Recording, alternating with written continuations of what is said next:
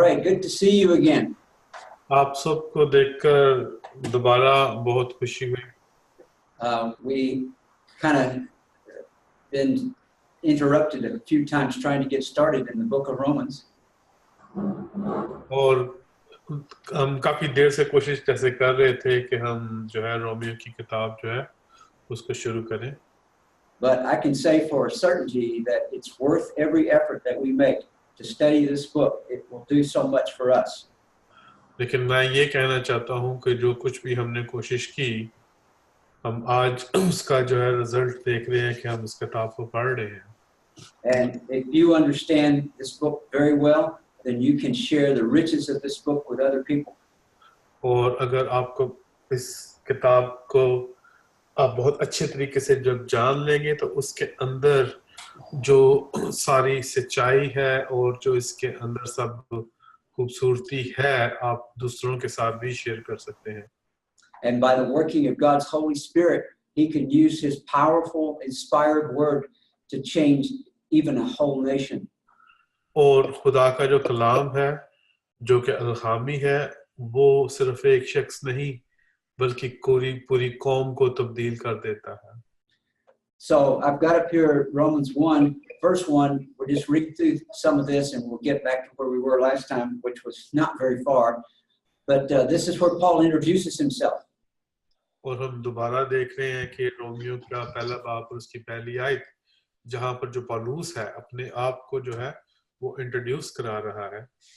And you notice that he starts off by introducing himself as a servant.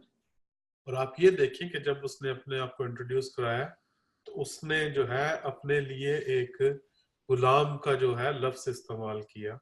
He serves Christ Jesus. वो यीशु मसीह को जो था सर्व करता था। But he also says he's called to be an apostle. लेकिन वो ये भी कहता है कि उसको खुदावंद यीशु ने रसूल होने के लिए बुलाया है। So Jesus has sent him with authority. और इसका मतलब ये हुआ कि यीशु मसीह ने उसको इख्तियार दिया है। But all of this is about the gospel of God. और ये सब कुछ जो है वो खुदा की खुशखबरी के लिए है। The good news about God, the good news about God's will, the good news about what God has done.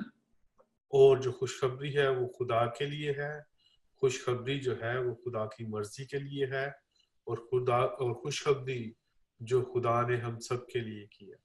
And Paul reminds us that this is a message about God that agrees with the Old Testament prophecies. और जो पौलुस जो है वो ये बताता है कि ये खुदा का जो पैगाम है ये किताब मुकद्दस के अंदर जो नबियों ने जो नबूवतें की हैं उसको पूरा करता है।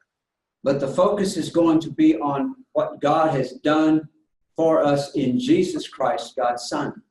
लेकिन हमारा जो मेन जो फोकस है, हमारा जो मेन ध्यान है वो हमेशा जो है वो इसमें है जो कि तीसरी आयत में लिखा हुआ है कि खुदा ने यीशु मसीह के वसीला से या यीशु मसीह की निस्बत जो है वो हमारी जिंदगी में क्या किया।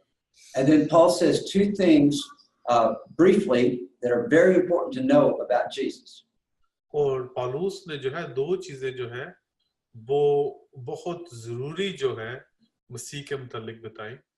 He is descended from David as far as his humanity. He is a descendant of David. और सबसे पहले वो ये है कि जिस्म के एतबार से वो दाऊद की नस्ल में से था। But that's not all there is to say about Jesus. He's more than that. लेकिन यीशु मसीह सिर्फ यही नहीं बल्कि इससे बहुत आगे बढ़कर है। He is Son of God. वो खुदा का बेटा है। And that's been demonstrated in power by the Holy Spirit or the Spirit of holiness through the resurrection of Jesus from the dead. और वो इसलिए है कि उस कुदरत के साथ लिखा है कि पाकीज़गी की रूह के एतबार से मुर्दों में से जी उठने के एतबार से मुर्दों में से जी उठने के सबब से कुदरत के साथ खुदा का बेटा है। So Jesus is Son of God, but he's also Son of David. और जो यीशु है वो खुदा के बेटे भी हैं और दाऊद के। He is a human. As a human, he is descended from David, but as God, he is Son of God forever. और वो इंसान है क्योंकि वो दाऊद की नस्ल से पैदा हुए और वो खुदा है क्योंकि वो खुदा के बेटे हैं. And the resurrection has demonstrated that, made it plain. That's the basis for everything we say about Jesus. He has been raised from the dead. और जो कुछ भी हम कहते हैं यीशु मसीह के लिए वो एक बात के अंदर जो है वो प्रूफ होता है कि यीशु मसीह जो है वो मुर्दों में से जी उठे हैं. So there's a lot of important theology that's already been spoken here, but Paul is just introducing himself. He's a minister of this gospel. और यहाँ पर जो है काफी हमें जो है इनमें अलायत की बातें मिलती है, लेकिन यहाँ पर जो पालूस है वो बात जो कर रहा है कि जो अपनी रसूलियत के लिहाज से. So Paul continues introducing himself, and he says that the reason he is an apostle is because he has received grace and apostleship from Christ. और वो पालूस जो है वो ये बताता है कि वो इसलिए रसूल है कि उसको जो रसालत है वो फजल के वसीला से यीशु मसीह में मिली है. And of course, grace is the basis for our salvation, but it's also the basis for Paul's salvation. और जैसे कि फजल जो है हमारी निजात के लिए भी मौजूद है और इसी तरीके से पालूस की निजात के लिए भी फजल ही था. And we'll talk about grace quite a bit as we go through this book. और हम जो है फजल के बारे में मजीद देखेंगे इस किताब के अंदर. Here's an interesting expression that Paul uses in this verse 5. और यहाँ पर जो है एक काफी खूबसूरत जुमला है जो उसने 5वीं आयत के अंदर इस्तेमाल किया. Paul says that the goal or the purpose of his apostolic ministry is to bring about what he calls the obedience of faith. और यहाँ पर जो पालूस जो है वो ये कह रहा है कि उसकी रसालत जो है उसकी जो रसूलियत है उसका सबसे बड़ा जो सबब ये है कि वो ईमान के ताबिया है. We may need the whole book of Romans to explain what is meant by the obedience of faith. और वो रोमियो की कलीसिया को ये सिखाना चाह रहा है कि हम जो है ईमान के वसीला से जो है ताबिया होते हैं. Just briefly for now, we'll say that Paul is talking about preaching the gospel in such a way that people come to faith in Jesus. दरअसल पालूस जो है वो ये बता रहा है कि हमें खुशखबरी को इस तरीके से फैलाना है कि लोग जो है मसीह के ऊपर ईमान लाकर जो है उसकी तरफ आए. And when people believe in Jesus and come to faith in Jesus, it leads to obeying him. That you obey because you believe. और जब लोग मसीह के ऊपर ईमान लेके आते हैं तो वो उसके ताबिया हो जाते हैं. In other words, the faith is the foundation. The faith is the fountain, you could say, that comes up and produces obedience and changes one's life to be obedient to Christ. और दरअसल वो ये बता रहा है कि जो faith जो है जो ईमान जो है वो ही हमारे अंदर जो है वो ताबियादारी पैदा करता है. Again, there's so much emphasis in the first part of the book on grace, but when you get toward the latter part of the book, you see that it does make a change, and there's a life and a lifestyle that is expression of faith. और हम देखते हैं कि शुरू में इस किताब के अंदर हम काफी ज्यादा फजल के बारे में देखते हैं, लेकिन जब हम इसके आखिरी हिस्से में जाते हैं तो ज्यादा जो एम्फसिस है, ज्यादा जो जोर है वो ईमान के जरिए से जो है वो बताया जा रहा है. So it's interesting, he doesn't say that the goal of his preaching is to bring about faith, and he just simply faith. It's faith that brings about obedience. और दरअसल वो यही बता रहा है कि जो ईमान ही है जो ताबियादारी जो है वो ला सकता है. A passage that is a briefer statement of this, Ephesians 2:8 through 10. और इसके जो रेफरेंस एक और जो है वो इफ्सियों की किताब उसका 2 बाब 8 और 10 आयत है. And of course, in Ephesians 2:8-9, Paul says, by grace you have been saved through faith. It's not something you've produced, but God has given it to you. It's a free gift. और इस आयत के अंदर पौलुस ये बताता है कि ईमान के वसीला से जो है ईमानदार हुए हैं या रास्तबाज हुए हैं, और ये खुदा का तोहफा है. ये कोई इंसान जो है इसको खरीद नहीं सकता, ये खुदा की तरफ से एक तोहफा मिला है. But the free gift of salvation is to bring us to a point where we are doing the good works that he talks about in Ephesians 2:10. We have been created in him for good works, for good works. और जब हम ईमान के वसीला से जो है उसके साथ कनेक्ट होते हैं, उसके ताबिया होते हैं, तो उसकी ताबियादारी के अंदर जो है सबसे ज्यादा कि हम सब कुछ जो है, हम सब जो है वो अच्छे कामों के लिए पैदा हुए हैं. हम सब जो है उसके साथ कनेक्शन जो रखते हैं वो अच्छे कामों के लिए है. So works do not produce salvation. Rather, salvation brings us to a life that produces the works. अब जो है कि जो हमारे जो काम हैं वो निजात नहीं दे सकते, या मैं ऐसे कह सकता हूँ कि हमारे जो अच्छे काम हैं वो निजात पैदा नहीं करते, बस इसके जो निजात है जब हम यीशु मसीह के ऊपर ईमान लेके आते हैं वो हमारी जिंदगी से अच्छे काम पैदा करना शुरू कर देती है. More about that as we get deeper into the book. और हम ज्यादा इसके अंदर जो है अब्रानियों की जो किताब है उसमें से देख सकते हैं. Paul says that this gospel and this goal of his preaching is for all the nations. और जो पौलुस जो है वो ये बताता है कि ये जो अंजील का पैगाम है ये तमाम कौमों के लिए है. And since the call and the message is for all the nations, that would include the people at Rome as well. और जब ये तमाम कौमों के लिए है तो इसका मतलब है कि तमाम कौमों के अंदर रोमियो का शहर भी मौजूद है. So he says to the Roman Christians, all the nations, that would include you. और इसलिए वो छठी आयत के शुरू वाले हिस्से में कहता है जिनमें से तुम भी, तो इसका मतलब है कि तुम भी उसके जो निजात का हिस्सा हो.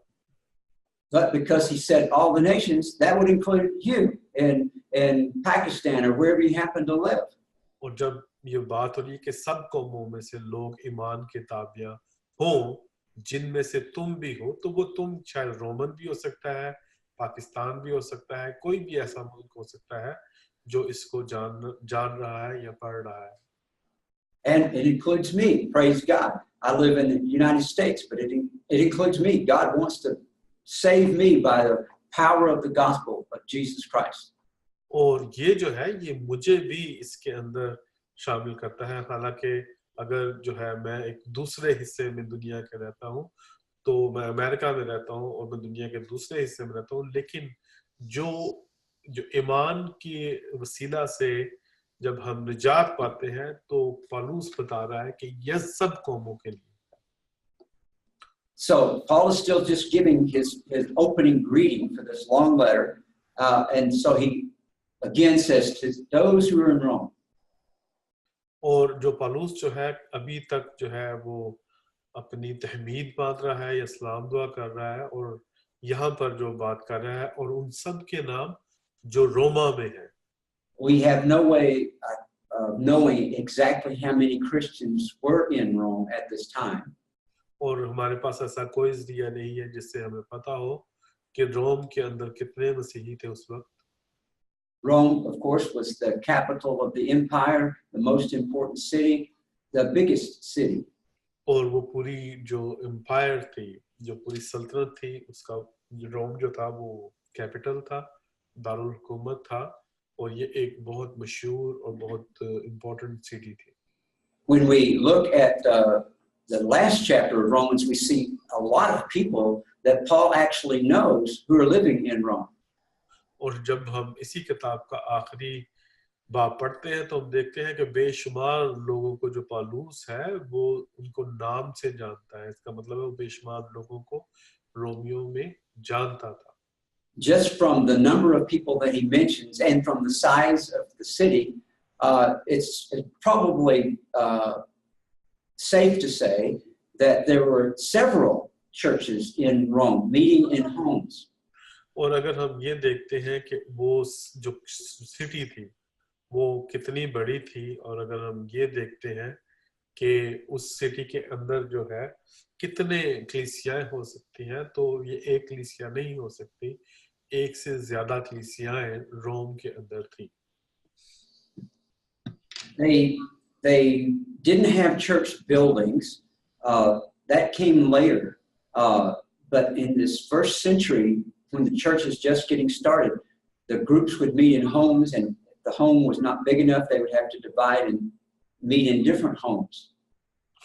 और जो पहली कलीसिया थी उनके पास किसी तरह की भी जो बिल्डिंग्स ना थी, जो लोग जो थे वो घरों में मिलते थे, और जब लोगों की तादाद ज्यादा हो जाती थी तो वो उनको तकसीम कर दिया जाता था, फिर वो ज्यादा यानी कि मुक्त और किसी घर में मिलना शुरू कर देते थे, तो इसी तरीके से वो मल्टीप्लाई हो रहे थे। Let's notice what Paul says about the Christians in Rome. He says that they are loved by God. और हम ये देखते हैं वो कह रहा है कि जो रोम के जो लोग हैं वो खुदा के प्यारे हैं। And just like Paul has been called to be an apostle, all of the Christians in Rome have also been called to be saints, called to be holy ones. और जैसे कि पौलुस जो है वो कह रहा है कि मुझे खुदा ने अपनी रसालत दी है और मैं रसूल हूँ, लेकिन वो ये कह रहा है कि रोम के जितने भी लोग हैं वो खुदा के प्यारे हैं और मुकद्दस होने के लिए बुलाए गए हैं। And the way this term is used in the New Testament, it's not used just for the special Christians who are way ahead of everyone else. It's used for all Christians. और जब हम मुकद्दस का लफ्ज देखते हैं तो मुकद्दस का मतलब ये नहीं होता कि कोई जो शख्स जो है वो बहुत ज्यादा पाक है, दूसरों से बेहतर है, बल्कि मुकद्दस जो है वो हर वो शख्स है जो मसीह के ऊपर ईमान लेके आता है।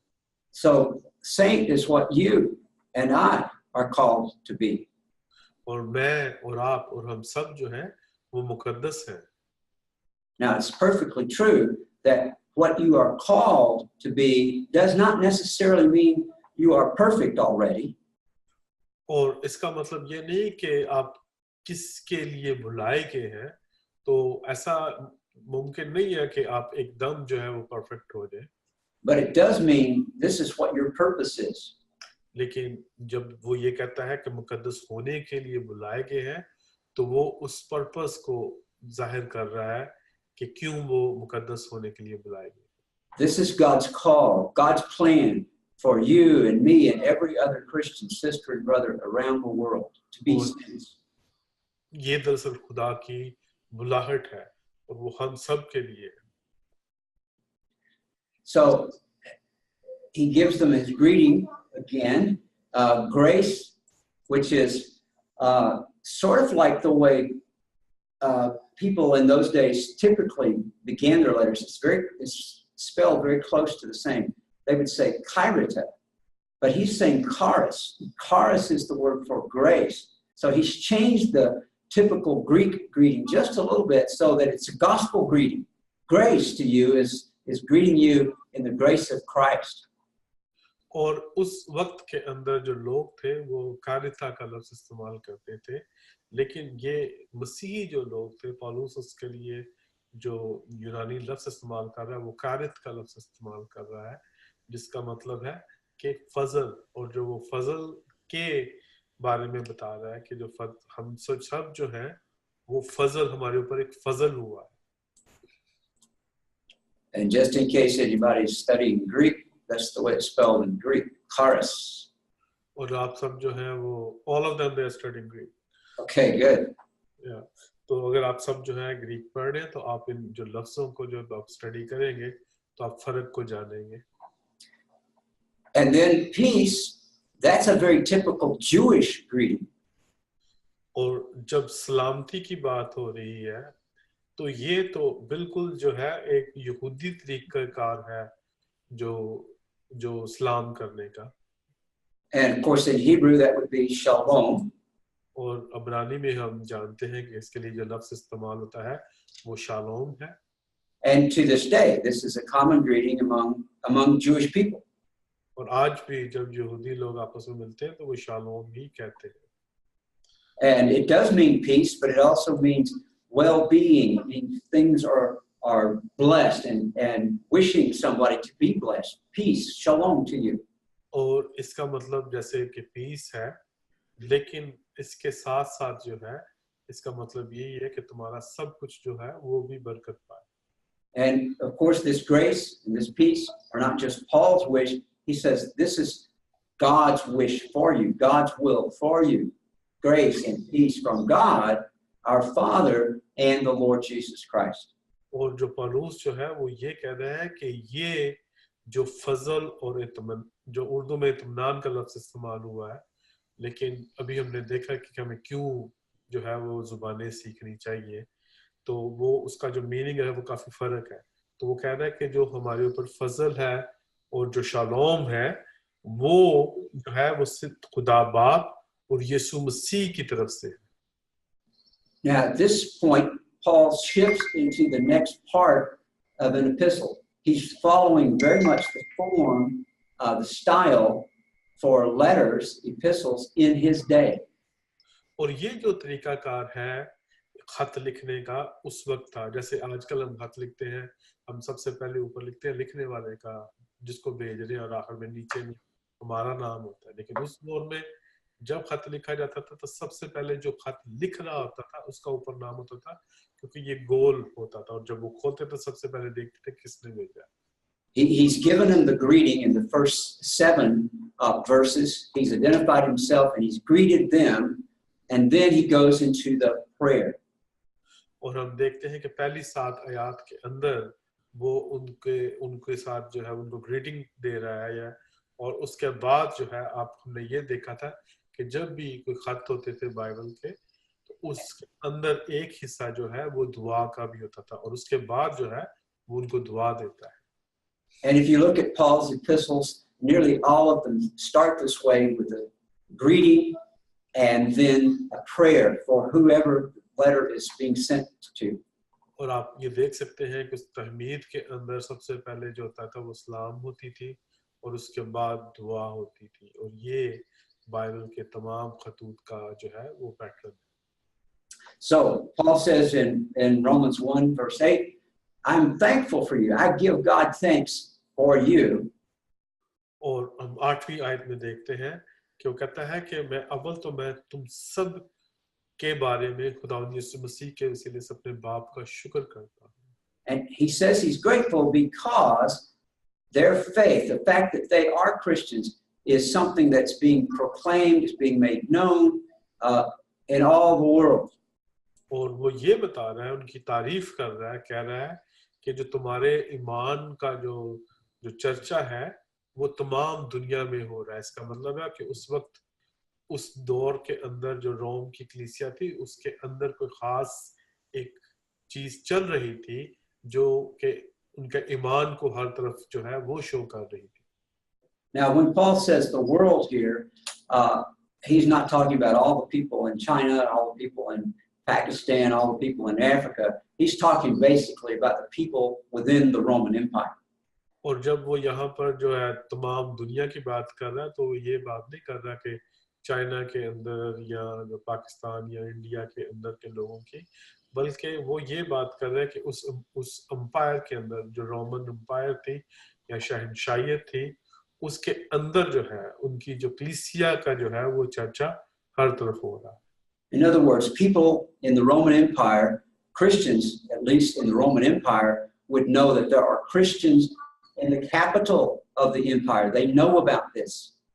और दरअसल यहाँ पर वो इस तरीके से बता रहा है कि जो रोमन एम्पायर के अंदर जो मसीही हैं वो सब जानते हैं कि उनके जो कैपिटल के अंदर जो चर्च है जिसको हम उस वक्त रोमियो की कलीसिया कहते हैं, उनका जो ईमान है वो बहुत पुख्ता है, बहुत ज्यादा है.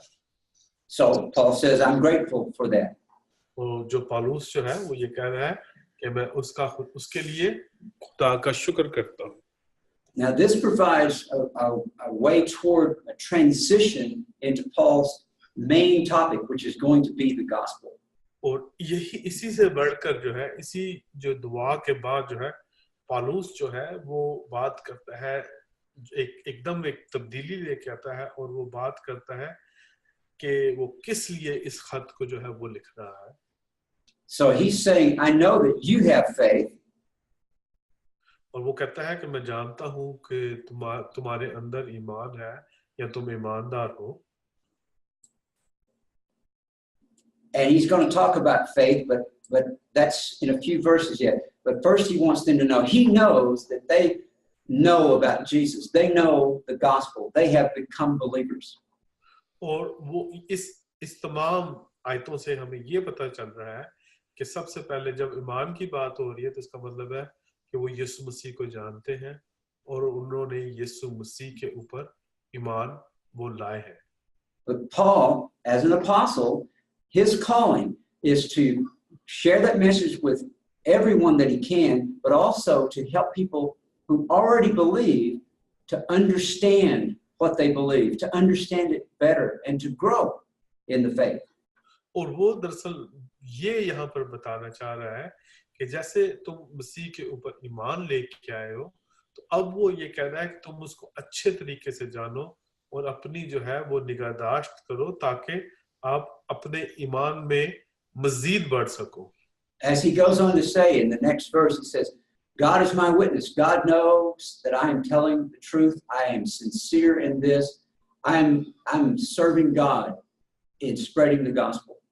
और वो ये कहता है कि खुदा जो है वही मेरा गवाह है और वो कहता है कि खुदा मेरा गवाह है कि मैं जो है उसके बेटे की खुशखबरी जो है वो फैला रहा हूं.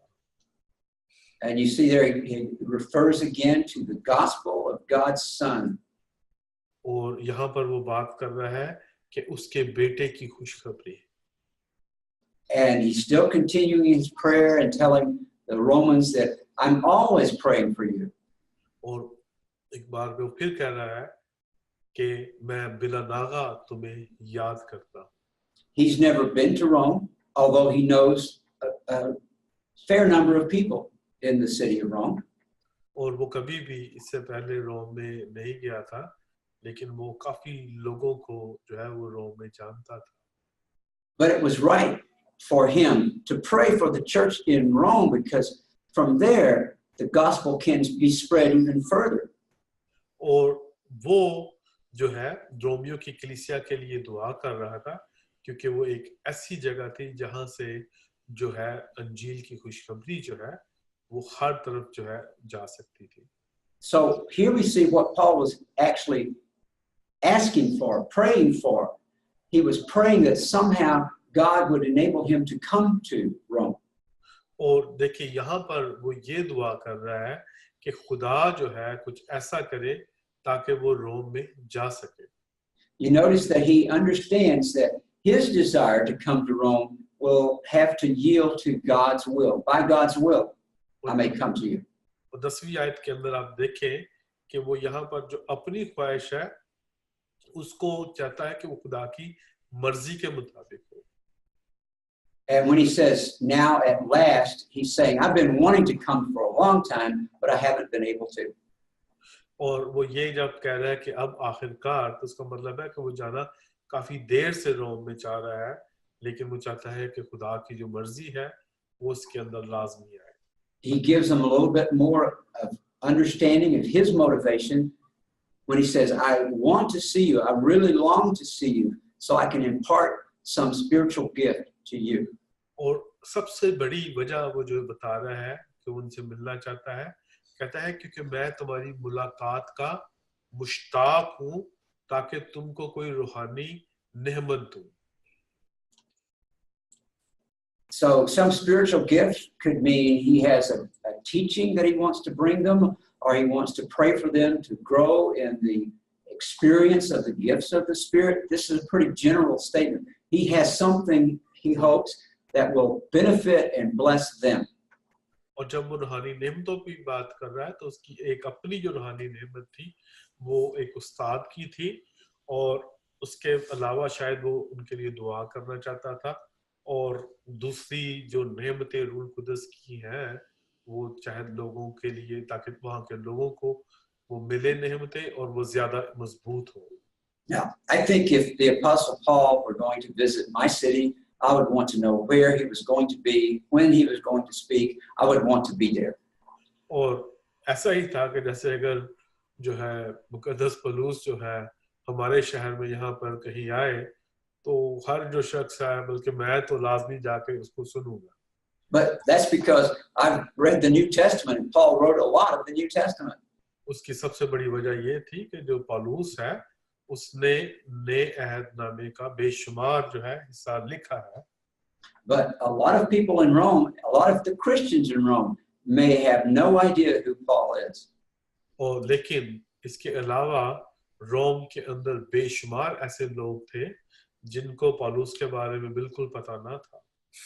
By writing them, and especially by greeting so many people by name in the last chapter, he can get them to have a conversation, and some who know him can tell the others, yes, he is a good man and he is a godly man and the power of God is at work in him. और जब वो खत के आखिर में बेशुमार लोगों का नाम लिख रहा है तो वो खत जो है वो कलीसियाओं में जा रहा था. तो जब उन लोगों के नाम आ रहे थे तो एक तरह का वो रेफरेंस इस्तेमाल हो रहा था कि हाँ वो उन लोगों को जो है शख्सी तौर पर जानता है. I find it interesting in verse 12 that Paul immediately adds that you have something to offer to me as well. और आप ये देखें कि 12 आयत के अंदर ये काफी दिलचस्प बात कह रहा है. वो कह रहा है कि तुम्हारे पास कुछ है जो तुम मेरे साथ जो तुम मेरे साथ जो है वो शेयर कर सको. So through Paul's faith in God, he believes that God can do something through him that will bless the Romans. But he also believes that they have faith in God, they believe in Jesus, they can bless him. और वो ये ही बात जो है 12वीं आयत में कह रहा है कि जैसे खुदा ने उसको कुछ नेमत दी है तो जो रोमियो के कलीसिया है उनके पास भी कुछ नेमतें होंगी. तो कह रहा है कि जिस तरीके से मैं जो है तुम्हें जो है रूहानी नेमतें देना चाहता हूँ तो मुझे भी तुम्हारे पास से जो है कोई बरकत मिल सकती है. And this is always true, even when we feel like we have nothing to offer. In fact, we do. If we have a relationship with Jesus, we have encouragement to offer to anyone else, no matter how great they seem to be in our eyes. और हम यही देखते हैं कि हम कई दफा ऐसे होता है कि कुछ लोग जो है जिसको हम जो है बहुत बड़ा जानते हैं बहुत छोटा जानते हैं वो हमेशा जो है एक दूसरे की बरकत का बायस बनते हैं. And as Paul talks about in 1 Corinthians and some other places, no one can be independent of the rest of the body of Christ and say, well, I have everything, I don't need you. No, we all need one another. और पौलुस जो है वो ये सिखा रहा है कि खुदा की कलीसिया जो है वो ऐसी है मसीह का जिस्म जो है जो कलीसिया है उसमें से हर एक को दूसरे की जरूरत होती है. So he doesn't say more about that at this point, but that's always a good thing to remember. और इसमें उसने एक हल्का सा इशारा किया है और ज्यादा तफसीलात नहीं बताई लेकिन ये बात हमें हमेशा याद रखने की जरूरत है कि हम अकेले कुछ नहीं है. हम खुदा यीशु मसीह की एक बड़ी कलीसिया का एक हिस्सा है. Again in verse 13 he talks about how he has wanted to come to Rome for a long time but has not been able. और दोबारा वो 13 आयत में कह रहा है कि वो काफी देर से इस बात का इरादा रखता है कि वो रोम में आए लेकिन अभी तक उसको कोई ऐसा मौका ना मिला. When he says, I've often intended to come, I just haven't been able because something has prevented me from doing what I wanted to do. और दरअसल वो ये कह रहा है कि मैं हमेशा जो था आना चाह रहा था लेकिन हमेशा मुझे किसी न किसी बात की वजह से रुकना पड़ा. What prevented him? I think it must have been his busyness with the churches that he had already planted in Corinth and Ephesus and Philippi and Thessalonica, all over the Eastern Mediterranean. और जब वो बात कर रहा है कि मुझे कि आज तक रुका रहा और क्यों रुका रहा शायद वो दूसरी कलीसियाएं जो उसने शुरू की थी उनके साथ वो काफी मसरूफ था इसलिए वो रोमियो की कलीसिया को जाकर ना मिल सका. But Paul expects that when he comes to Rome, he will be blessed by God to have some harvest, some bringing in of souls who come to know Jesus and who are born again there in Rome as in other places. लेकिन वो देखते हैं कि वो जब जो है वो रोम के अंदर जो है जाकर रूहों को बचा रहा है, तो उसके अलावा वो दूसरी जगहों पर भी जो है वो यही कर रहा है. Now here we have this word Gentiles, which can also in English be translated as nations. और यहाँ पर जहाँ लिखा हुआ है कि मैं यूनानियों और गैर यूनानियों, तो जहाँ पर ये जेंटाइल का जो लफ्ज है वो इस्तेमाल होता है इंग्लिश की बाइबल में, तो जेंटाइल जो है वो नेशंस के लिए भी हम इस्तेमाल कर सकते हैं, कौमों के लिए भी इस्तेमाल कर सकते हैं. So this would be all the nations, all the different people groups, different tribes, different languages, all the people who are not Jewish. और यहाँ पर जो हमारी उर्दू की बाइबल है, सॉरी मैं थोड़ा सा गलत मैंने देखा, तो हमारी उर्दू की बाइबल के अंदर जो 13 आयत है उसके अंदर गैर कौमों का लफ्ज जो है इस्तेमाल होता है, लेकिन उन इंग्लिश के लिए जो है वो हमेशा इसके लिए जेंटाइल्स का जो है वो लफ्ज इस्तेमाल करते हैं. And in just a few verses, we'll start seeing this discussed more, that the gospel comes to the Jews first, but it also comes to the Gentiles, the rest of the world. लेकिन हम जैसे ही आगे बढ़ते हैं तो हम देखेंगे कि बेशुमार मर्तबा ये लिखा हुआ है कि जो खुशखबरी है वो यहूदियों के पास पहले और उसके बाद जो है वो गैर कौमों के पास गई. So the next two verses, verses 14, that should be 14 and 15. और जो अगली दो आयतें हैं 14 और 15, Paul says, I am under obligation, or I have a debt to both Greeks and barbarians. और जो पौलुस जो है वो ये कह रहा है कि मैं कर्जदार हूँ, किनका? यूनानियों का भी और गैर यूनानियों का. We need to explain those terms just a little bit. हम इन दोनों टर्म्स को, जब यूनानी और गैर यूनानियों के लिए बात हो रही है, तो इसको हम थोड़ा सा मजीद देखते हैं. The words have to find their meaning in the context where you find them. और जो कंटेंट्स है इसके अंदर जो है, ये सैको सबाक के अंदर हमने जो है लफ्जों का मीनिंग देखना होता है कि उसका क्या मतलब है. What does Greeks mean in this particular verse? और जब इस आयत के अंदर हम देखते हैं यूनानी, तो यूनानियों से जो है पौलुस की क्या मुराद है?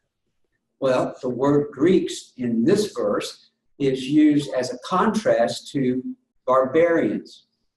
और यहाँ पर जो यूनानी का लफ्ज है वो दरअसल जो है गैर यूनानियों के मुखालिफ इस्तेमाल हो रहा है.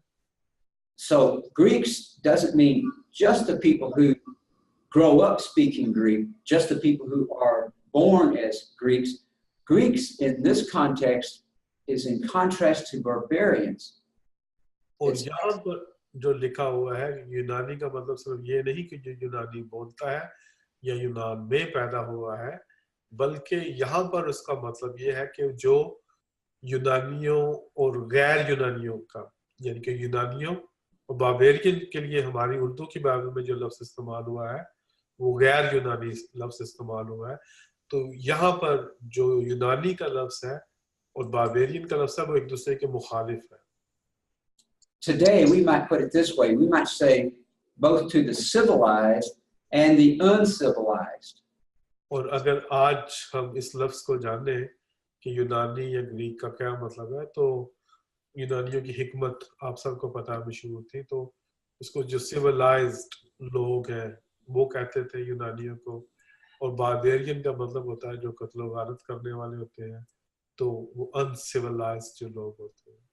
This word barbarian is actually just based off of a Greek word, barbaros. और जो बारबेरियन का जो लफ्ज है वो एक ग्रीक लफ्ज बाबरास से लिया गया है. And the way this term was invented was the Greeks said, when we listen to these barbarians, these people who aren't Greeks, it sounds like all they're saying is ba ba ba ba ba ba ba ba ba ba ba ba ba ba ba. क्योंकि जो लोग थे जो जो यूनानी लोग थे वो पढ़े लिखे लोग थे, सिविलाइज्ड लोग थे, वो जब बोलते थे लैंग्वेज को तो वो बहुत बेहतर तरीके से बोलते थे। लेकिन दूसरी तरफ जो बारबेरियन लोग थे, जो अनसिविलाइज्ड लोग थे, तो उनको जुबान, वो जब भी कुछ बोलते थे तो यूनानियों को ऐसे लगता था कि जैसे वो बाबा बाबा बाबा कह रहे हैं, कोई सही तरीके से लफ्ज अदा नहीं कर रहे। And you've had that experience. You've heard someone speak in a language that maybe you had never heard before, and it was just a bunch of sounds. You couldn't make any sense of it. और ऐसे ही हम सबके साथ तजुर्बा होता है, क्योंकि आज हम मुख्तलिफ ज़बानों के साथ बहुत ज़्यादा डील करते हैं, तो हम ये होता है कि हम कुछ लफ्ज़ों को समझ रहे होते हैं और कुछ लफ्ज़ों को समझ नहीं रहे होते। So the people who did know Greek, and that was nearly everyone in the Eastern Mediterranean, it was the language you needed for commerce, for trade, for government. You needed to know that language. For them, everybody else sounded like they were just saying ba ba ba ba ba ba ba. और जो मशरकी जो था, Mediterranean का इलाका था, वहाँ पर हर एक बात के लिए, कॉमर्स के लिए और आपको बिजनेस करने के लिए, तालीम पाने के लिए, कुछ भी करने के लिए आपको ग्रीक की ज़रूरत होती थी। और जो लोग ज़ुबान को नहीं जानते थे, वो जैसे बारबेरियन है, जो बाबा बाबा आप कह सकते हैं, कि वो प्रॉपर नहीं जानते। So this is like a more, we were having a look of Hellenization. Yeah, Hellenization had spread Greek all over the eastern part of the Mediterranean long ago, since Yes. Alexander the Great. So it's mean that like some of the people, they were not fully Hellenized, or they were just like from the remote areas who don't have opportunity. Remote areas and even beyond the border of the empire. They would sometimes encounter these people who were outside the Roman Empire, and they had not learned Greek. Okay. Do you want me to explain them a little bit? As much as you need to. Okay. तो ये दरअसल जो बात हो रही है कि जब अलेक्जेंडर द ग्रेट, जिसको सिकंदर आज़म कहते हैं, वो आया, उसने हेलेनाइजेशन की कोशिश की। इसका मतलब है कि उसने यूनानी जो कल्चर है वो हर तरफ जो है वो फैलाना शुरू किया। तो उस कल्चर के अंदर जो सबसे बड़ी एक बात होती है वो जुबान होती है, तो उसने जुबान को भी फैलाना शुरू किया, यूनानी जुबान को।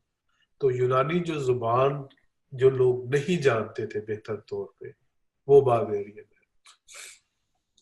So it was almost a point of pride, which means they could look with disdain and maybe even disrespect towards someone who doesn't know Greek. They are uncivilized. और आप देखें कि जैसे लिखा भी हुआ है कि वो दनाव और नादानों का, इसका मतलब है नादान या फुलिश जो है, वो उनका जो है वो उनके बारे में बात कर रहे हैं, ज्यादा सिविलाइज्ड नहीं है। But Paul does not use this term as a point of dishonor. He says, even if they are barbarians, if they don't understand me and I don't understand them, I still need to find a way to take the gospel to them.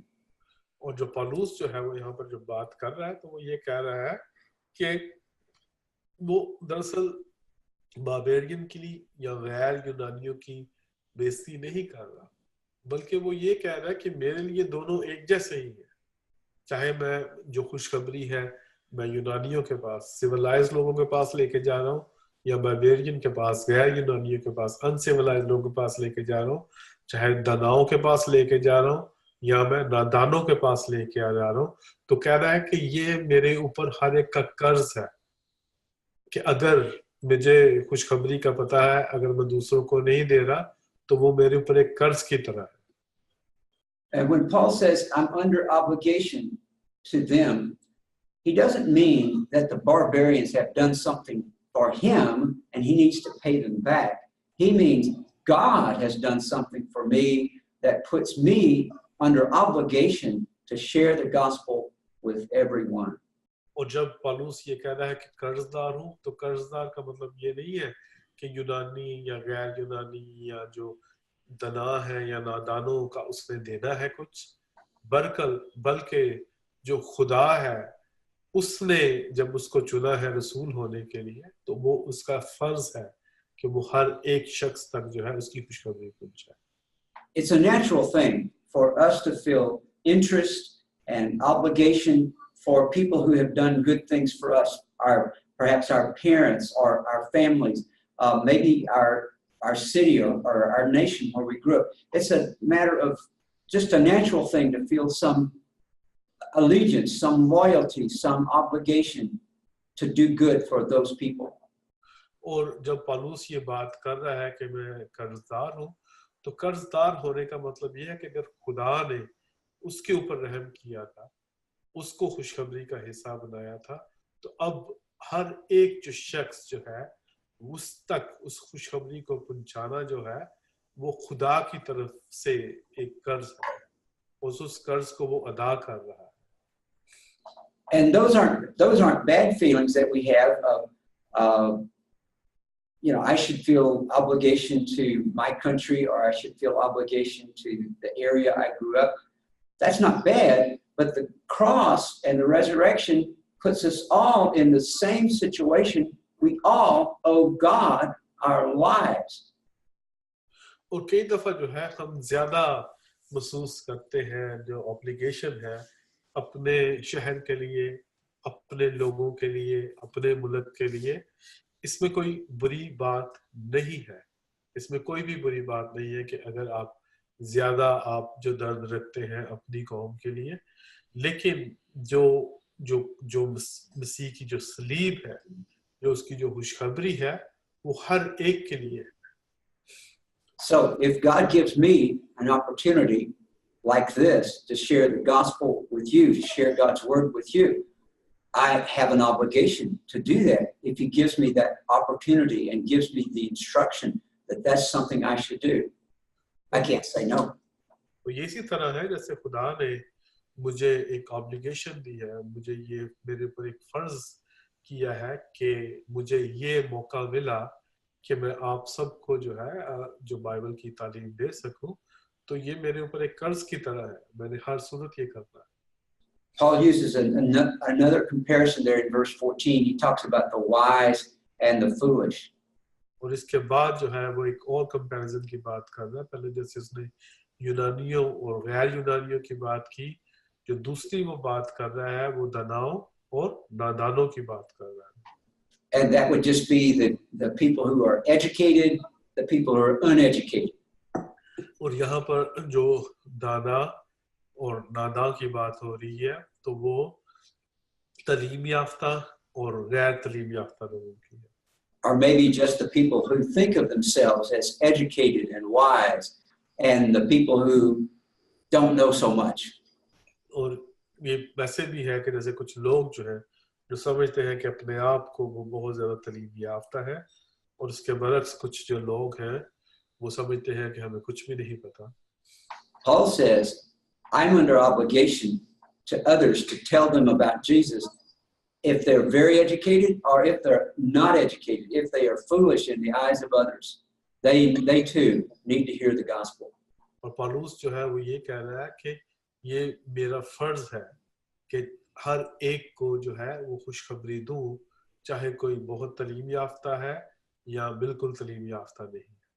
And so again, Paul says, if that's the case, everybody in the world needs to hear the gospel, then I'm eager to preach the gospel in Rome to you. दरअसल पौलुस जो है वो ये कह रहा है कि इन तमाम चीजों के अंदर से कि जो खुशखबरी है, दरअसल वो दुनिया के हर एक शख्स के लिए है. Now that brings us to a passage we've looked at already. We need to look at it now more carefully, because verses 16 and 17 are like the theme statement of this book. और यहाँ से हम देखते हैं कि पौलुस हमें उस पैसेज की तरफ लेके जाता है कि जो कि इस किताब का एक थीम भी है.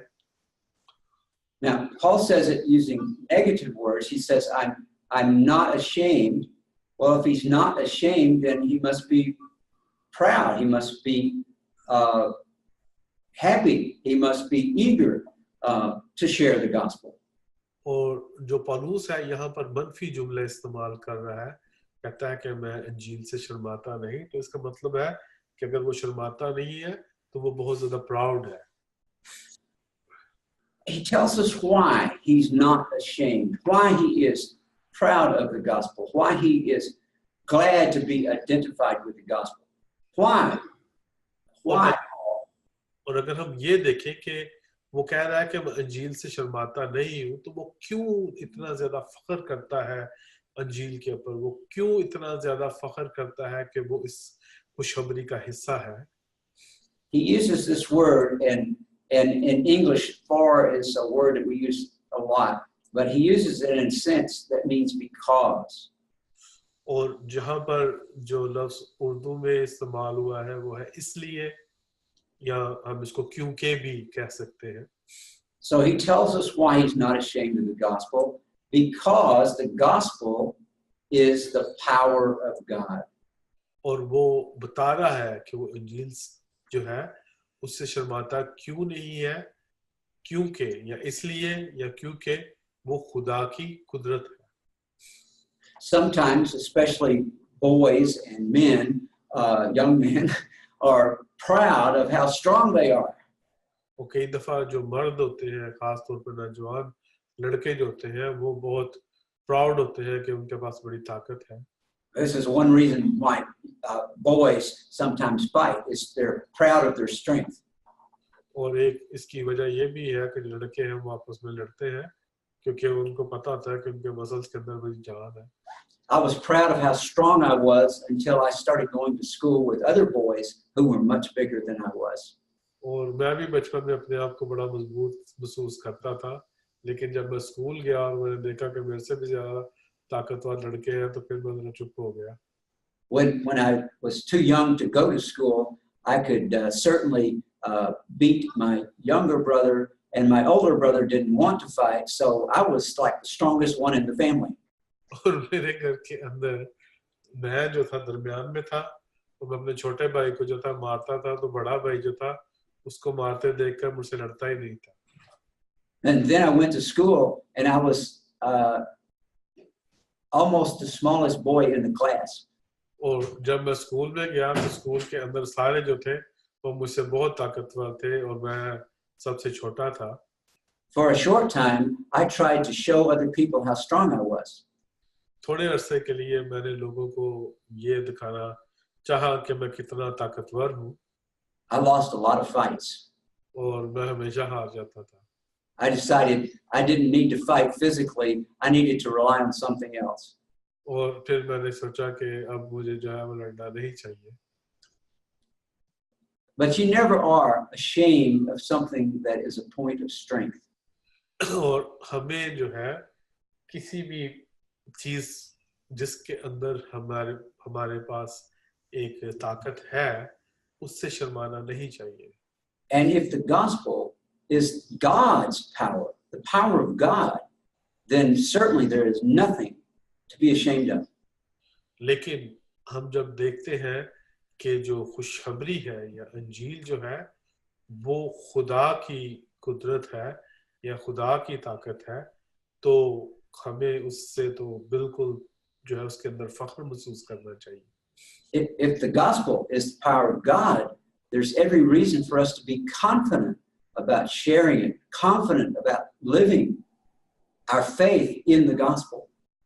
और जैसे कि जो खुशखबरी जो है अगर वो खुदा की कुदरत है तो हमें हर वक्त जो है उस कुदरत के अंदर रहने की जरूरत है. So what's the power for? Notice he tells us it's the power of God for salvation, the power of God to save us. और जब वो कह रहा है कि वो खुदा की कुदरत है, तो वो खुदा की कुदरत किस चीज के लिए है? और वो ये बता रहा है कि वो खुदा की कुदरत जो है निजात के लिए. And he's going to explain how it's for everyone who believes, to the Jew first and also to the Greek.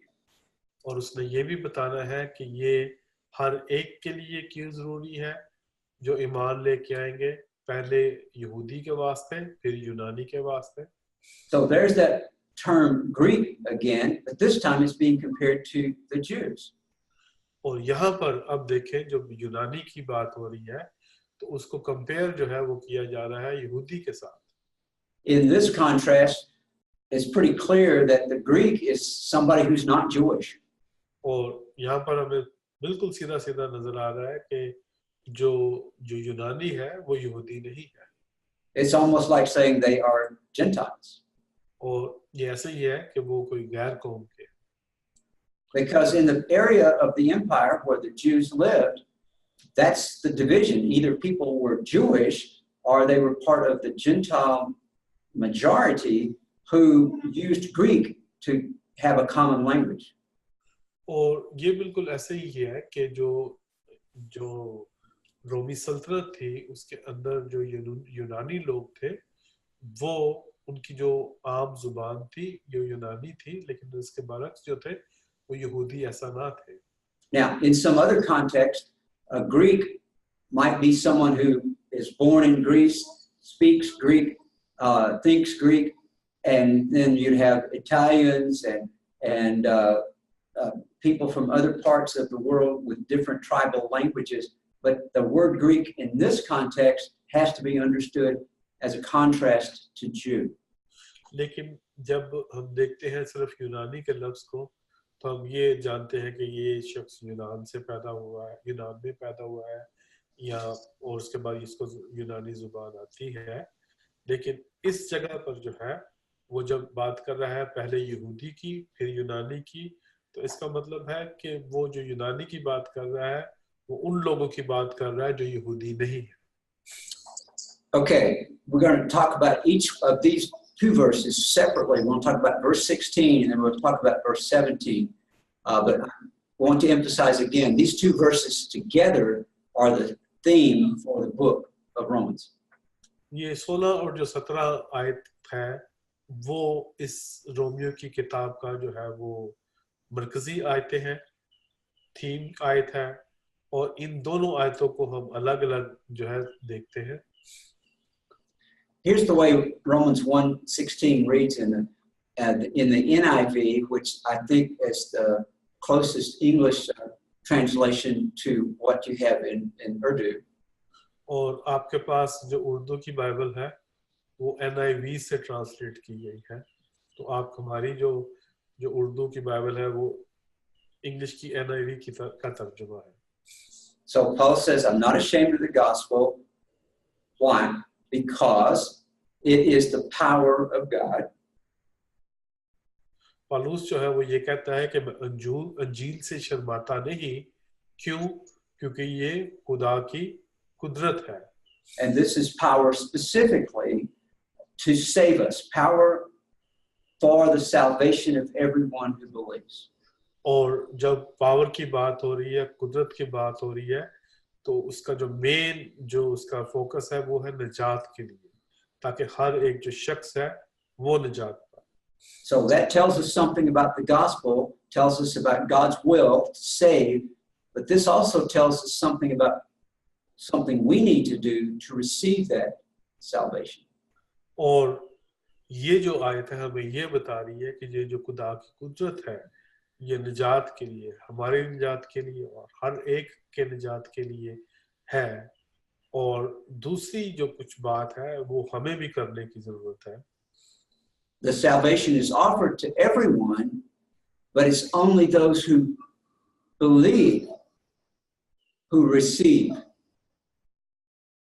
और हमने क्या करना है क्योंकि जो निजात है वो तो हर एक को दी गई है लेकिन निजात याफ्ता कौन होगा वो जो उसको हासिल करेगा और जो ईमान लेके आएगा And it's not the faith that is the power, it's the gospel that's the power, but you need to use your faith to receive that power.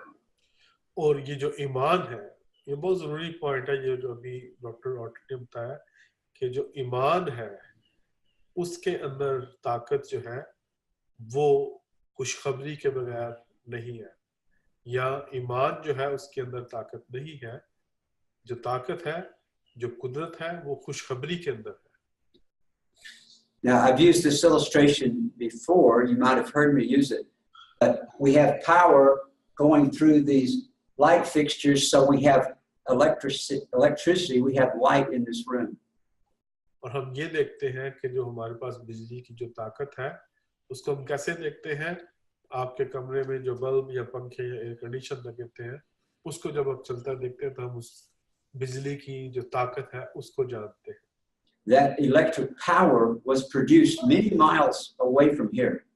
और ये जो बिजली है ये आपके कमरे में नहीं बल्कि काफी माइल्स या काफी किलोमीटर दूर फासले पे कहीं जो है बनाई जाती है. But when we go into the room, we have to turn the switch on. We have to turn the lights on. लेकिन जब हम कमरे में जाते हैं तो हमें जो है वो रोशनी नजर नहीं आती जो कि बिजली की वजह से है जब तक कि हम स्विच जो है उसको ऑन ना करें. So my power to turn on the switch is not the power that produces the light. इसका मतलब ये नहीं है कि जो मैंने स्विच ऑन किया है इसकी वजह से जो है रोशनी हुई है. दरअसल जब पंजाबी में कहते हैं कि दरअसल वो मेरा अपना बल्ब ऑन हो गया. तो जब हम जो है उसको रोशनी जब उस कुदरत को जो इसको बिजली के तौर पे हम मिसाल में देख रहे हैं हम सिर्फ और सिर्फ अलाउ कर रहे हैं कि वो यहाँ पर काम करे. My power to turn on the light switch may be a very small part of the picture, but it's a necessary part of the picture. लेकिन आप ये याद रखें कि जो हमारा जो काम है उस स्विच को ऑन करना ये बहुत ही ज्यादा जरूरी है. अगर हम उस स्विच को ऑन नहीं करते तो हम उस जो ताकत है जो बिजली की ताकत है जो रोशनी पैदा कर रही है उसको नहीं देख सकते. But if the electricity had been turned off to the building, then I could stand there all day and turn that switch on and off, on and off, on and off. It wouldn't make any difference at all. लेकिन जब बिजली cut जाए तो आप जितनी दफा मर्तबा जो है आप स्विच को ऑन ऑफ करते रहे कुछ भी नहीं होगा. Turning the switch does not produce the power. और दोबारा जब आप स्विच को ऑन करते हैं अगर बिजली ही ना हो तो जो है वो बल्ब नहीं जलेगा. But if the power is available, then turning the switch allows the power to go through the lights and turn the lights on. और जब हम देखते हैं कि हम स्विच ऑन करते हैं और पीछे उसके बिजली भी मौजूद है तो उसकी वजह से कमरे के अंदर जो फिक्सचर्स हैं जिनकी वजह से जो है रोशनी होती है तो वो रोशनी का सबब बनते हैं. So when you and I decide to believe the gospel, put our trust in Jesus, we're just allowing him to do what he alone can do. The power is his, even though we have to make a decision. और ये बिल्कुल ऐसा ही है कि जब हम जो है ईमान लेके आते हैं और हम कहते हैं हम ये डिसाइड करते हैं या जिसको कहते हैं कि हम स्विच ऑन करते हैं कि खुदा जो है उसका जो कुदरत है वो काम करे तो फिर वो हमारे लिए काम करती है. Now, when Paul says that it's first for the Jew, he may just be talking about in terms of the historical order. The gospel did come to the Jewish people first. और जब पौलुस ये कह रहा है कि पहले यहूदी को तो वो दरअसल जो एक तारीखी जो ऑर्डर है ऑर्डर का मतलब है कि जैसे तरतीब है वो उसको बयान कर रहा है. Because almost 2,000 years before Jesus came, God had spoken to Abraham and God had established a people, Israel, who received his word and were living in covenant relationship with God. और जो मसीह के आने से जो है तकरीबन 2000 साल पहले खुदा जो है उसने इब्राहिम से ये वादा किया था, इब्राहिम से अहद बांधा था जो कि मसीह के बारे में.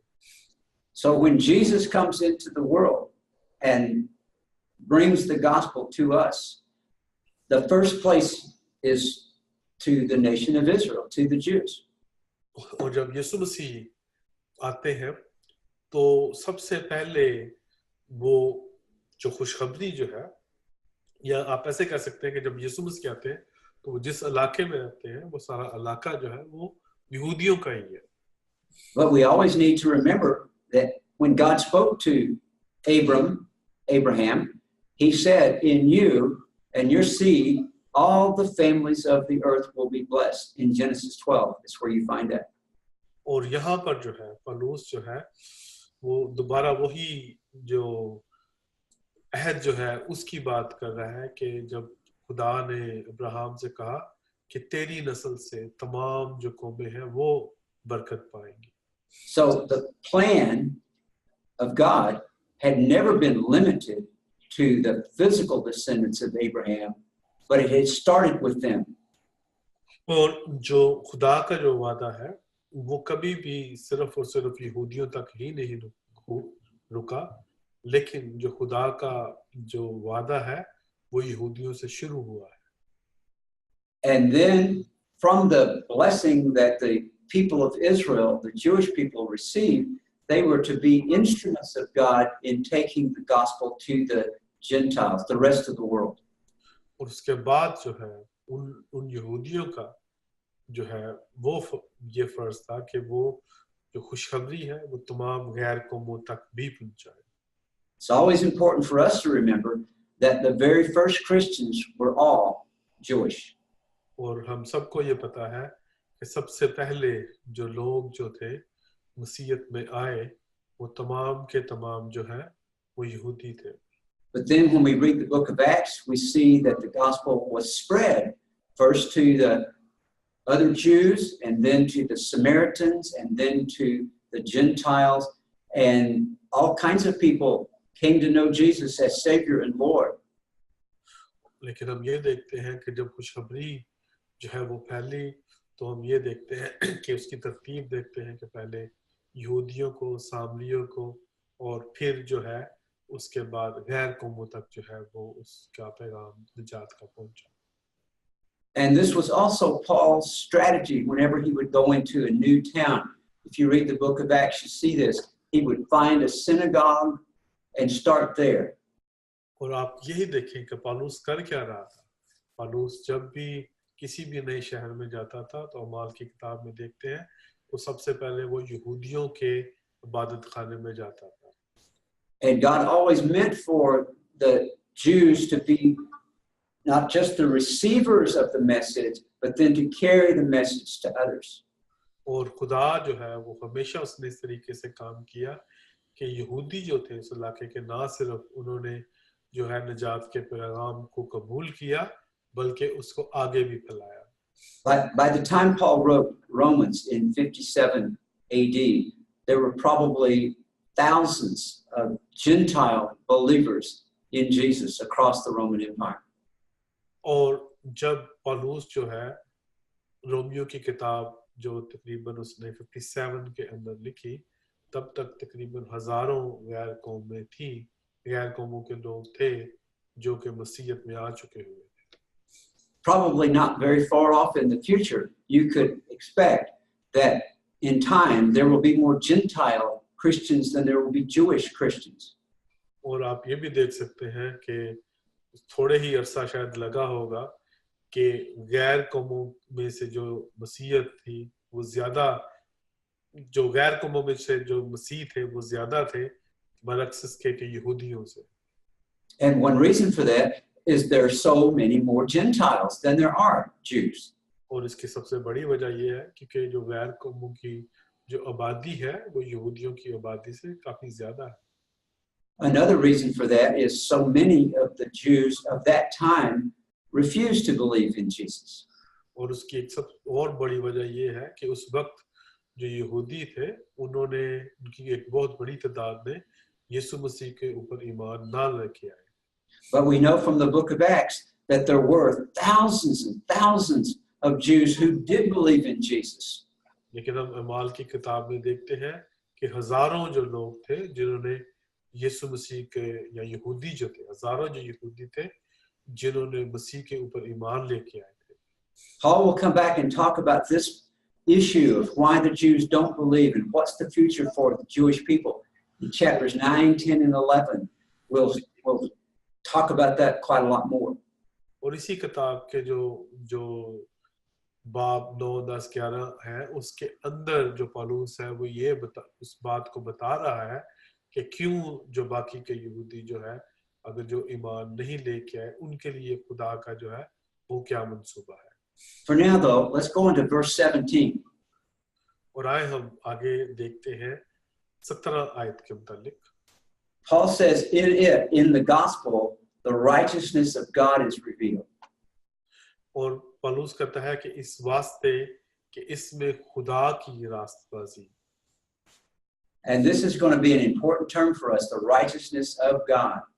और ये हमारे लिए एक बहुत जरूरी टर्म है एक जिसका के खुदा की रास्तबाजी. The question is, what is the relationship here between the word righteousness and the word God? और अब जो सवाल ये पैदा होता है कि रास्तबाजी और खुदा जो है उसका ताल्लुक क्या है? It could mean God is righteous and everything he does is righteous. Everything he says is righteous. God's righteousness. और हम जानते हैं कि खुदा रास्तबाज है और खुदा जो कुछ भी करता है वो उसकी रास्तबाजी है.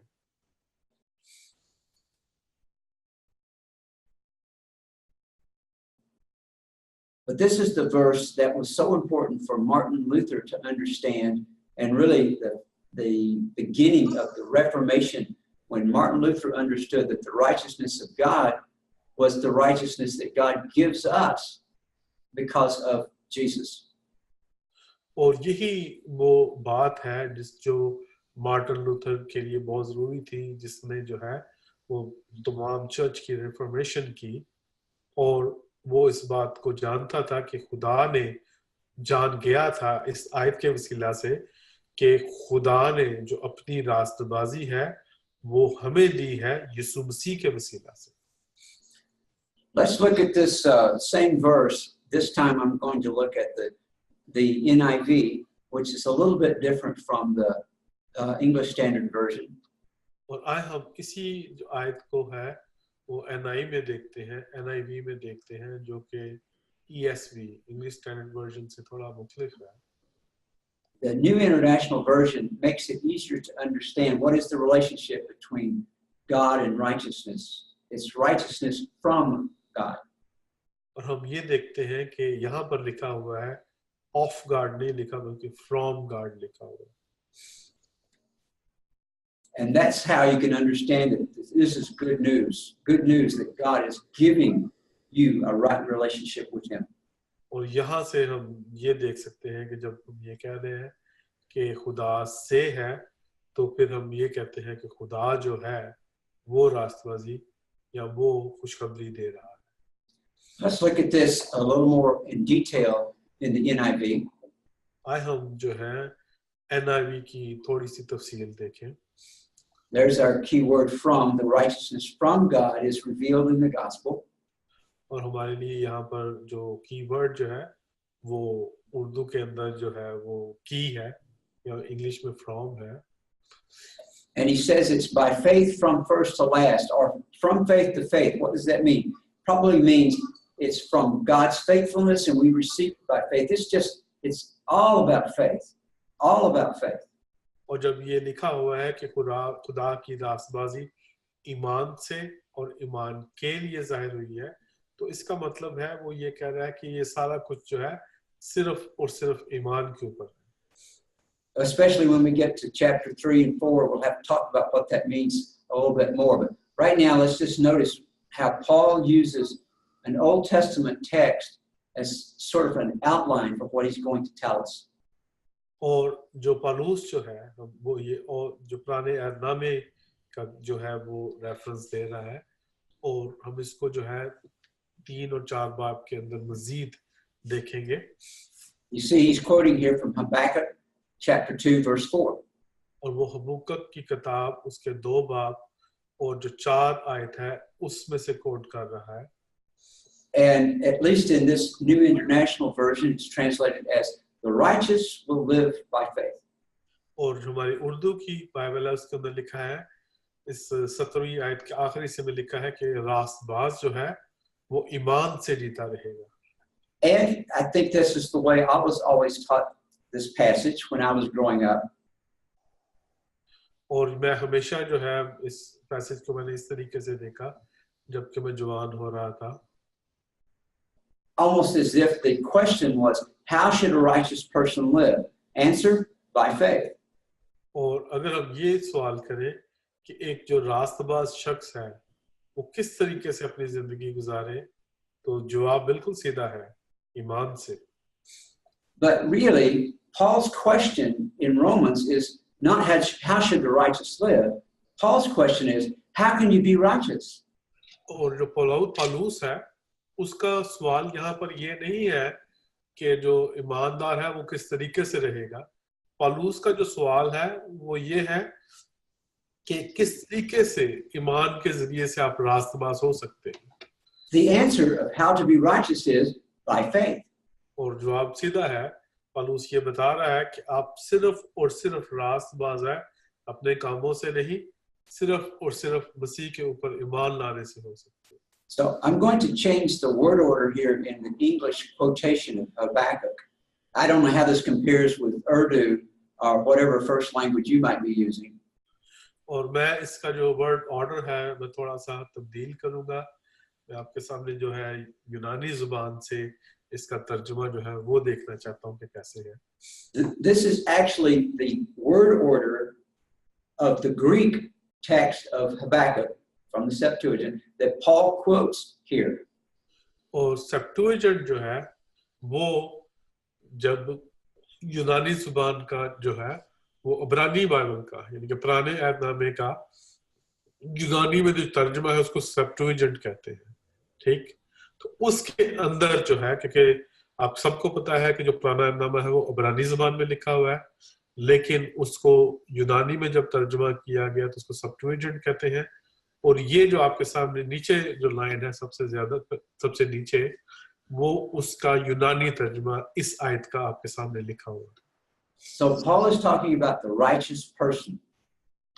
And the word in English, righteous, but the Greek word is dikaios. और जो पौलुस है वो बात कर रहा है रास्तबाज की, और जो यूनानी में इसको डिकायास कहते हैं। And the next word is the word that's translated as by faith. और जो अगला जो लफ्ज है हमारे पास उर्दू में वो है ईमान से, Or in Greek, pistios. और जो ग्रीक है उसमें है एपिस्टियोस। And that's from the Greek word for faith is pistis. I'll write that in English letters.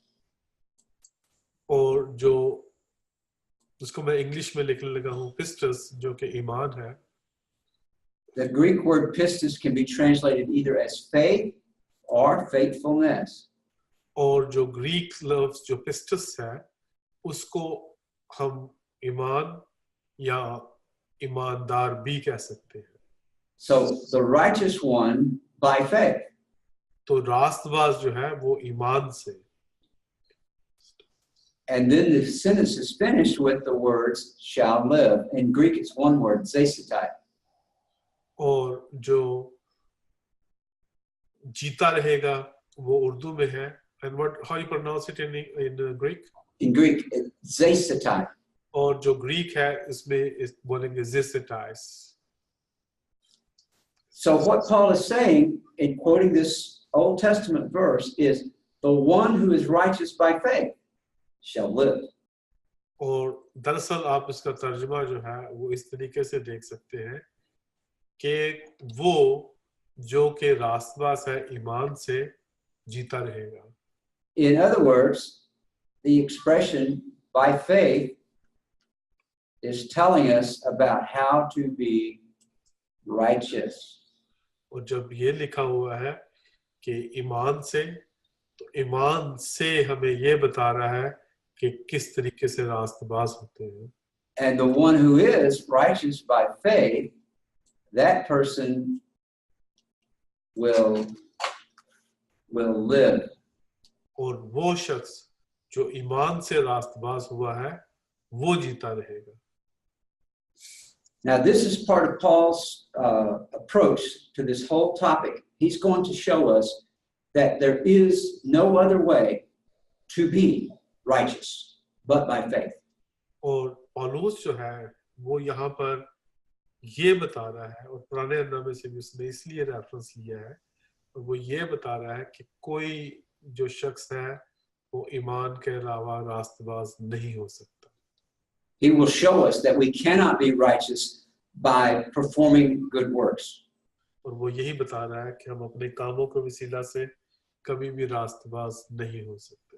We cannot become righteous by receiving circumcision, following the food laws, and doing other things that would bring us into the Jewish community. और हम खतने के जरिए से या जो खाने के जो कानून है उनके ऊपर अमल करके जो है वो रास्तबाज नहीं हो सकते. If righteousness is received by faith, then it's open to every tribe and nation. और जब रास्तबाजी है वो ईमान से मिल रही है तो इसका मतलब ये है वो हर एक कबीले के लिए है और हर एक कौम के लिए है. And you'll see that this is sort of an outline for the first 8 chapters of the book of Romans, because he talks about being righteous by faith from chapter 1, verse 17, all the way through the end of chapter 4. और ये जो है दरअसल जो कह रहा है कि ईमान से रास्तबाजी वो पहले बाब की 17 आयत से लेकर जो है 4 बाब की 25 आयत तक वो इसी बात को जो है बहुत ज्यादा तफसील से बता रहा है. So Paul devotes all of that attention, all of that space from 117 through 425 to making the point there is one way to be righteous, and it's by faith. That's the only way. और इन 4 बाबों के अंदर पौलुस जो है वो तमाम उसकी जो लिखने की जो मेन जो उसकी वजह है वो यही बता रहा है कि सिर्फ और सिर्फ एक ही तरीका है रास्तबाज होने का और वो है ईमान से. Beginning with chapter 5, verse 1, and going all the way through chapter 8, Paul describes what kind of life is it. और उसके बाद जब 5वां बाब शुरू होता है और उस बाब के और 8वें बाब की 39 आयत तक पौलुस ये बता रहा है कि जब कोई शख्स रास्तबाज हो जाता है तो उसकी जिंदगी कैसी होती है. After chapter 4, Paul does not argue anymore for righteousness by faith. He assumes he has made the case for that in the first 4 chapters. और जो 4 बाब की 25 आयत के बाद वो बात नहीं करता कि जो रास्तबाजी ईमान से है वो कैसे है, बल्कि वो उसकी जो प्रैक्टिकल शक्ल जो है वो बता रहा है कि जो रास्तबाज शख्स होता है वो किस तरीके से जिंदगी गुजारता है. But he devotes 4 chapters, 5, 6, 7, and 8, to describing what kind of life is it, and what are the struggles, what are the challenges of this life, what is the promise of this new life. और इन 4 बाबों के अंदर वो बताता है कि एक रास्तबाज की जिंदगी कैसी होनी चाहिए और उस रास्तबाज की जिंदगी में कौन सी मुश्किलात आती हैं और उस रास्तबाज को उन तमाम मुश्किलात में से किस तरीके से जो है अपनी जिंदगी गुजारता है. So that's why I say this Habakkuk quotation is like an outline, at least for the first 8 chapters of the book. और मैं ये कहूँगा कि जो हबक्कुक की ये जो वर्स है ये एक आउटलाइन है जो अगले 8 बाब तक. And then after that, Paul will go on to talk about why the Jews don't believe in Jesus yet, and goes into some other issues. और उसके बाद जो है पौलुस दूसरे मामलात के मुतालिक बात करता है कि क्यों काफी जो यहूदी हैं उन्होंने मसीह का जो है वो इकरार नहीं किया. So 1:16 and 17, that's the theme statement, at least for those first 8 chapters, really I think for the whole book. और जो पहले बाब की 16 और जो 17 आयत है वो थीम स्टेटमेंट है और ये तकरीबन 8 जो बाब है वहां तक इसकी सारी एक्सप्लेनेशन मौजूद है, बल्कि जो उस पूरी किताब के आखिर तक जो है इसी बात की बार-बार आप रिफ्लेक्शन देखेंगे. But to teach us convincingly that righteousness is received by faith, the first thing Paul has to do is to show us in a very convincing way that we all are in desperate trouble because we are sinners and we have lost our relationship with God. और जब पौलुस ये बात कर रहा है कि रास्तबाजी ईमान से है तो फिर रास्तबाजी की जरूरत ही क्यों है, और पौलुस इस बात को बयान करता है कि हम सब गुनाहगार हैं, हम सब टूटे हुए हैं और हमें जो है वो रास्तबाजी की जरूरत है. Now, you can find shorter passages in other epistles of Paul where he takes this approach of identifying the problem and then showing the solution. और हम जो है इस तरह के जो मामलात हैं हम छोटे पैसेजेस में भी देख सकते हैं जिसमें वो जो मसला जो होता है उसको बयान करता है और उसके बाद उसका थोड़ा सा सॉल्यूशन बताता है. But Romans is his longest and most complete explanation. First of all, explaining what the problem is, and then secondly, showing us what the solution is. और जो रोमियो की किताब है वो एक ऐसी किताब है जिसके अंदर सबसे पहले वो ये बता रहा है कि मसले क्या है पूरी तफसील के साथ और उसके बाद उनका हल. So we're going to be looking at what the problem is in the rest of chapter 1 and into chapter 2 and really into chapter 3, identifying the problem. और हम पहले जो दूसरे बाब और तीसरे बाब और पहले बाब के कुछ हिस्से के अंदर जो है हम देखेंगे कि जो इंसान की जो खताकारी है या जो मसले हैं वो क्या है. So this is just a preview right now. We'll look at this in more detail. This is very important. और ये सिर्फ प्रीव्यू है जो भी हम देख रहे हैं और इसकी जो तफसीलात हैं हम अगली क्लास में पढ़ेंगे. Put in simple language, the problem is everyone is broken in some way. और बिल्कुल अगर हम आसान तरीके से देखें तो हम ये कहेंगे कि हर एक जो शख्स है वो टूटा हुआ है. And it's a brokenness that is deadly. It's fatal. और यही जो इंसानियत का जो टूटना है ये उसको जो है वो फेल करता है. And Paul's going to show us that there is only one who can fix our brokenness. और पौलुस जो है वो ये बताता है कि सिर्फ एक है जो हमें बहाल कर सकता है. That one who can fix us is God. और जो हमें बहाल कर सकता है वो खुदा है. But you and I have to trust in him. We have to believe in the one who can fix us. और मुझे और आपको जरूरत है और उसके ऊपर ईमान लाने की जरूरत है कि वो हमें फिक्स कर सके, हमें बहाल कर सके. Believing in the one who can fix us, who can save us, instead of believing in ourselves. That's really what we mean when we say justification or righteousness by faith. और जब हम ये जो है देखते हैं कि जस्टिफिकेशन या राइटियसनेस या रास्तबाजी या इंसाफ ईमान के वसीला से तो दरअसल हम यही देखते हैं कि सिर्फ एक है जो हमारी इंसानियत को या हमें बहाल कर सकता है. That's a place where we need to stop for today. We'll get deeply into this next time, God willing.